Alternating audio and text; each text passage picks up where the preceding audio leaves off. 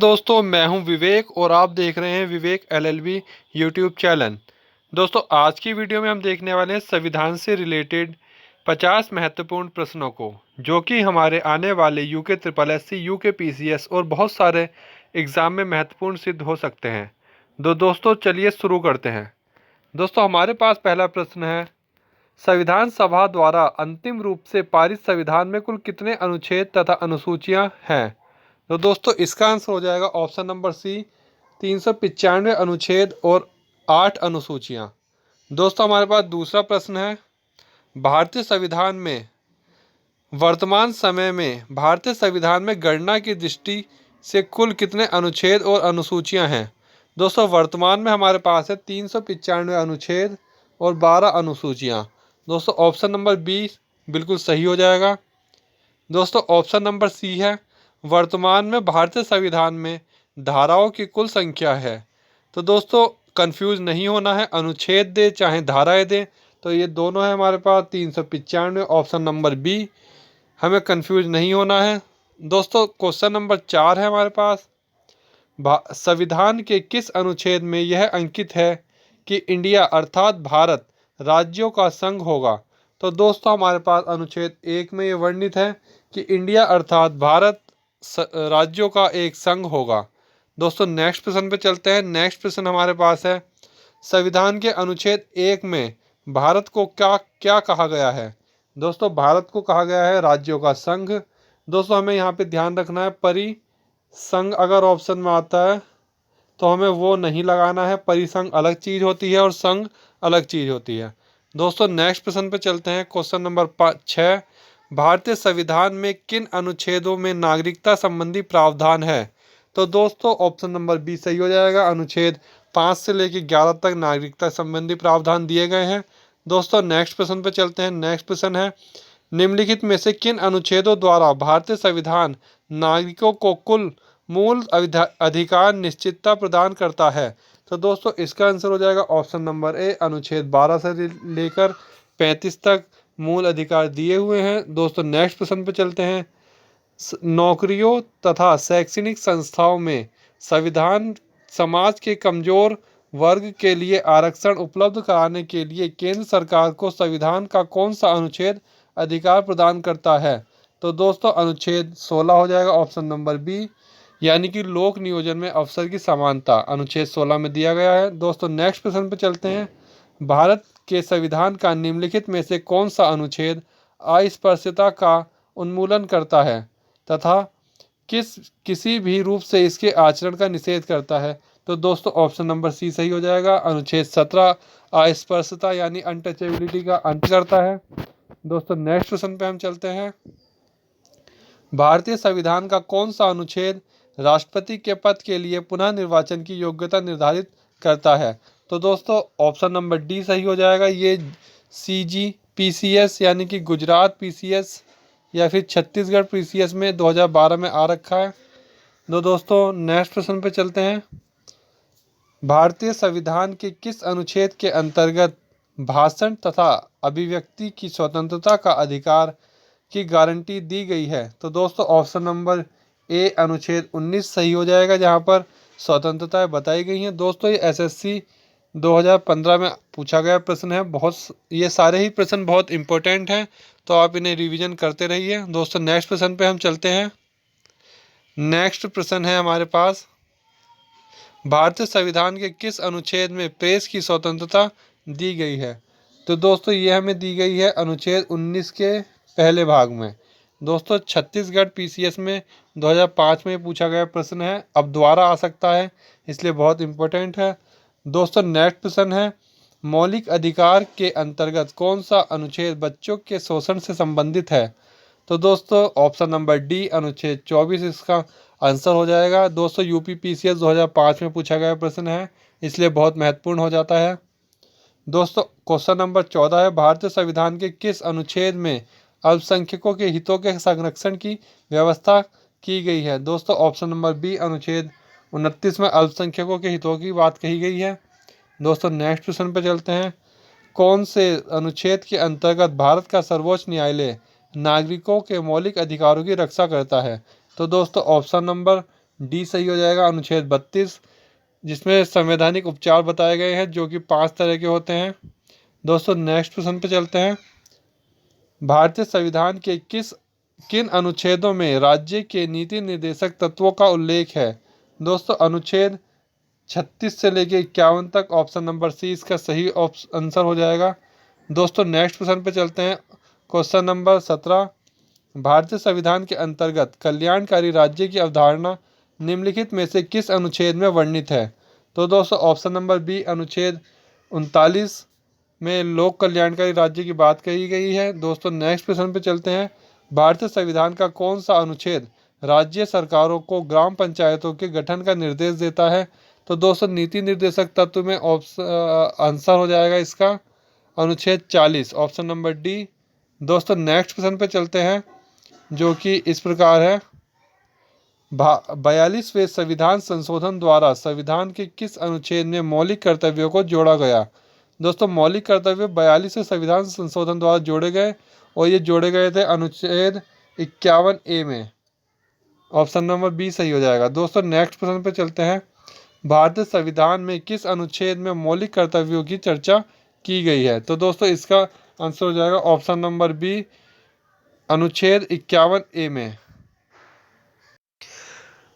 दोस्तों हमारे 20 प्रश्न कंप्लीट हो चुके हैं और हम पे सिर्फ 30 प्रश्न और बचे हैं। तो दोस्तों हम 21वां प्रश्न देखते हैं। संघ की कार्यपालिका शक्ति राष्ट्रपति में निहित होगी जिसका प्रयोग वह अपने अधीनस्थ अधिकारियों द्वारा करेगा। दोस्तों ये कहाँ कहा गया है? दोस्तों ये कहा गया है अनुच्छेद 53 में। ऑप्शन नंबर सी सही हो जाएगा। दोस्तों नेक्स्ट प्रश्न पे चलते हैं। भारतीय संविधान में के कौन से अनुच्छेद में भारत के राष्ट्रपति पर महाभियोग के प्रावधानों का उल्लेख किया गया है? दोस्तों अनुच्छेद 21 में अनुच्छेद 61 में कहा गया है भारत के राष्ट्रपति पर महाभियोग लगाया जा सकता है। दोस्तों नेक्स्ट प्रश्न पे चलते हैं। संविधान के किस अनुच्छेद में उपराष्ट्रपति का पद का प्रावधान किया गया है? दोस्तों अनुच्छेद 63, ऑप्शन नंबर सी बिल्कुल सही हो जाएगा। दोस्तों नेक्स्ट प्रश्न पे चलते हैं। संविधान के किस अनुच्छेद के अंतर्गत मंत्रीगण सामूहिक रूप से लोकसभा के प्रति उत्तरदायी होते हैं? तो दोस्तों ऑप्शन नंबर सी अनुच्छेद 75 सही हो जाएगा। दोस्तों मंत्रीगण लोकसभा के प्रति उत्तरदायी होते हैं। ये प्रश्न बनता है कि मंत्रीगण किसके प्रति उत्तरदायी होते हैं। दोस्तों नेक्स्ट प्रश्न पे चलते हैं। संविधान का कौन सा अनुच्छेद मंत्रिपरिषद के गठन का बात बताता है? तो दोस्तों अनुच्छेद 75 मंत्रिपरिषद का उल्लेख करता है। दोस्तों नेक्स्ट प्रश्न पे चलते हैं। भारत के महान्यायवादी की नियुक्ति के संबंध में कौन सा अनुच्छेद है? तो दोस्तों ऑप्शन नंबर सी सही हो जाएगा। अनुच्छेद 76 भारत के महान्यायवादी की बात करता है, यानी कि एंटोनी जनरल। दोस्तों नेक्स्ट प्रश्न पे चलते हैं। कौन सा अनुच्छेद संसद के 2 अधिवेशनों के बीच 6 माह के अंतराल की अनिवार्यता का उल्लेख करता है? तो दोस्तों ऑप्शन नंबर डी सही हो जाएगा। अनुच्छेद 85 यह हमें बताता है कि संसद के दोनों सदनों के बीच 6 माह का अंतराल कम से कम होना चाहिए, इससे ज़्यादा नहीं होना चाहिए। तो दोस्तों नेक्स्ट प्रश्न पे चलते हैं। राष्ट्रपति संविधान के किस अनुच्छेद के अंतर्गत लोकसभा को भंग कर सकता है? तो दोस्तों ऑप्शन नंबर ए इसका सही हो जाएगा। अनुच्छेद 85 के अंतर्गत राष्ट्रपति लोकसभा को भंग कर सकता है और राज्यसभा भंग नहीं होती, वह एक स्थायी सदन होता है। दोस्तों नेक्स्ट प्रश्न पे चलते हैं। संविधान के किस अनुच्छेद द्वारा संसद की संयुक्त बैठक का प्रावधान किया गया है? तो दोस्तों इसका आंसर हो जाएगा ऑप्शन नंबर बी अनुच्छेद 108। जब किसी प्रकार से दोनों सदनों में कोई मतभेद हो जाता है या फिर कोई बिल पास नहीं हो पाता तो राष्ट्रपति लोकसभा और राज्यसभा का एक संयुक्त अधिवेशन बुलाता है जो कि अनुच्छेद 108 के अंतर्गत बुलाया जाता है। तो दोस्तों हम नेक्स्ट प्रश्न पे चलते हैं। लोकसभा एवं राज्यसभा के संयुक्त अधिवेशन के विषय में प्रावधान संविधान के किस अनुच्छेद में कहा गया है? तो दोस्तों फिर से ये प्रश्न आ गया है। ऑप्शन नंबर डी इसका सही आंसर हो जाएगा। ऑप्शन नंबर बी 108 अनुच्छेद 108। दोस्तों नेक्स्ट प्रश्न पे चलते हैं। धन विधेयक भारतीय संविधान के किस अनुच्छेद में परिभाषित किया गया है? दोस्तों इसका आंसर हो जाएगा ऑप्शन नंबर बी अनुच्छेद 110 में। दोस्तों नेक्स्ट प्रश्न पे चलते हैं जो कि है क्वेश्चन नंबर 32। क्वेश्चन नंबर 32 है। भारतीय संविधान का कौन सा अनुच्छेद भारत में संचित कोष से संबंधित है? तो दोस्तों इसका आंसर हो जाएगा ऑप्शन नंबर ए अनुच्छेद 112। अनुच्छेद 146, अनुच्छेद 148। दोस्तों इसके हो जाएंगे सभी, तो उपयुक्त सभी पे हम सही टिक लगा देंगे। दोस्तों नेक्स्ट क्वेश्चन है, भारतीय संविधान का निम्नलिखित में से कौन सा अनुच्छेद भारत के राष्ट्रपति के भारत के राष्ट्रपति में अध्यादेश जारी करने की शक्ति प्रदान करता है? तो दोस्तों इसका आंसर हो जाएगा ऑप्शन नंबर सी, अनुच्छेद 123। दोस्तों नेक्स्ट प्रश्न पे चलते हैं, भारतीय संविधान के किस अनुच्छेद में सर्वोच्च न्यायालय के न्यायाधीश पर महाभियोग चलाए जाने का प्रावधान किया गया है? तो दोस्तों अनुच्छेद 124 में सर्वोच्च न्यायालय के न्यायाधीश पर महाभियोग चलाने की बात कही गई है, और अनुच्छेद 61 में राष्ट्रपति पर महाभियोग चलाने की बात कही गई है। इसमें हमें कंफ्यूज नहीं होना है। तो दोस्तों नेक्स्ट क्वेश्चन पे चलते हैं, राष्ट्रपति सर्वोच्च न्यायालय में संविधान के किस अनुच्छेद के अंतर्गत परामर्श ले सकता है? तो दोस्तों इसका आंसर हो जाएगा अनुच्छेद 143। दोस्तों नेक्स्ट प्रश्न पे चलते हैं, भारतीय संविधान में सर्वोच्च न्यायालय द्वारा अपने सुनाए गए किसी निर्णय या आदेश का पुनरावलोकन कर सकता है, यह व्यवस्था किस अनुच्छेद में कही गई है? तो दोस्तों अनुच्छेद 137 में कही गई है कि सर्वोच्च न्यायालय अपने निर्णय का पुनरावलोकन कर सकता है। तो दोस्तों नेक्स्ट क्वेश्चन पे चलते हैं, जो कि है संविधान के निम्नलिखित में से किस अनुच्छेद में यह व्यवस्था की गई है कि उच्चतम न्यायालय द्वारा विनिश्चित विधि भारत के राज्य क्षेत्र के भीतर सभी न्यायालयों पर आबद्ध होगी? तो दोस्तों इसका आंसर हो जाएगा ऑप्शन नंबर ए, अनुच्छेद 146। दोस्तों जो सुप्रीम कोर्ट के निर्णय होते हैं वो रिकॉर्ड निर्णय होते हैं, और एक बार जो सुप्रीम कोर्ट निर्णय दे देता है वो भारत के सभी अधीनस्थ न्यायालयों जैसे कि हाई कोर्ट और डिस्ट्रिक्ट कोर्ट पे लागू हो जाते हैं। उन्हें भी उसी तरह के केस में वैसा ही निर्णय देना होता है, तो इसे रिकॉर्ड न्यायालय कहते हैं, और यह है अनुच्छेद 141 में। दोस्तों नेक्स्ट प्रश्न पे चलते हैं, भारतीय संविधान में सर्वोच्च न्यायालय तथा उच्च न्यायालय को न्यायिक पुनरावलोकन की शक्ति प्रदान की गई है? दोस्तों अनुच्छेद 32 में की गई है।